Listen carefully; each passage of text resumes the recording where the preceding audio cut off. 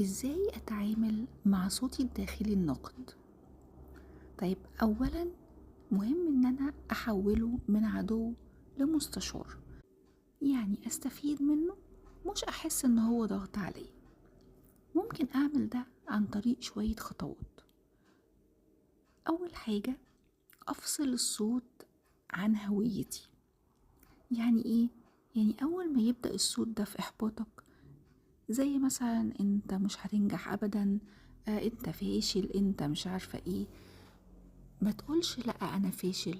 لا، قول لنفسك الناقد الداخلي بتاعي بيحاول يحبطني وانا شايف ده ولمسه، فانا مش هستسلم لده وهواجهه وهنجح. بصوا يا جماعة، الفصل ده ليه تأثير كبير جدا، ان انت ما تتأثرش سلبي كل ما يتقالك ان انت فاشل او ان انت مش هتنجح من دماغك او من الناقد الداخلي او من عقلك الباطن الداخلي. كمان مهم ان انت تتخيله كشخصية كرتونية مثلا مزعجة. اتخيل ان انت بتتكلم اصلا مع اي كرتون انت عارفه، وتخيل ان هو ده صوتك الناقد. اكتم صوته زي ما تكون اصلا ماسك ريموت، ووطي الصوت، افضل وطيه وطيه وطيه لغاية لما تلاقي الشخصية دي بتتحرك قدامك من غير ما بيكون طالع لها صوت. وما تستهينش بالتخيل، لأن التخيل ليه قيمة كبيرة قوي وتأثير كبير جدا على النفس. احنا لما بنعمل مديتيشن أو تأمل بنتخيل، وقد ايه ده بيأثر فينا إيجابي. 2، واجهه بالأدلة، يعني الحقيقة مقابل الشعور.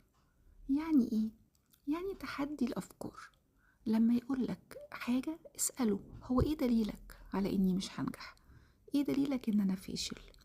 او يا ترى دي حقيقة ولا ده مجرد خوف؟ اسأل نفسك كده. اول ما تحس ان انت بتحبط نفسك داخليا او بتسمع صوتك الداخلي ده، واجهه، ما تهربش منه وما تستسلمش ليه.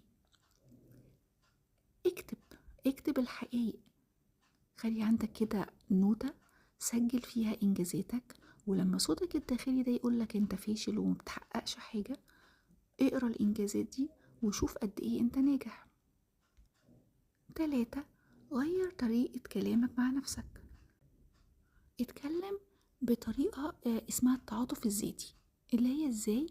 يعني اتكلم بضمير الغائب. قول لنفسك هبة انتي عملتي اللي عليكي، هبة انتي هتنجحي المرة الجاية، وهكذا. وجه لنفسك كلام كأن انت مش انت.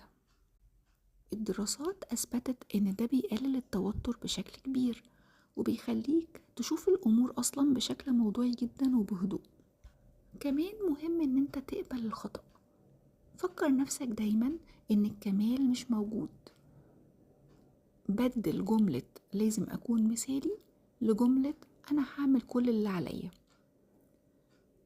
لو غلطت انت كده بتتعلم، لازم تكون مدرك ده جدا. 4، افهم رسالته الخفية.